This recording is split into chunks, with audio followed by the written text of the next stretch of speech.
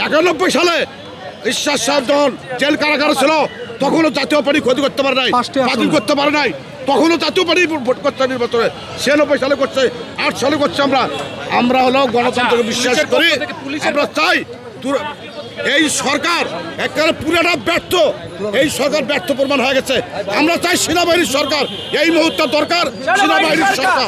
যারা পাথর নিক্ষেপ করে আজকে যারা চাঁদা তুলতেছে, মানুষকে মেরে ফেলতেছে, তাদের উপর হামলা করতেছে না, তাদের ধরতেছে না। আমরা শান্তিপ্রিয় এখানে আজকে সমাবেশ করতেছি। আজকে শান্তিপ্রিয় সমাবেশে কেন তারা বাধা দেবে? আমাদের গণতন্ত্র অধিকার আছে, আমাদের বাক স্বাধীনতা কোথায়? অনুমতি দেওয়ার পরও আমাদের মনে হামলা করছে, এটা আমরা মনে করি সন্ত্রাসী হামলা। এটা আমাদের 2 জন নেতাকে উদ্দেশ্য করে হামলা।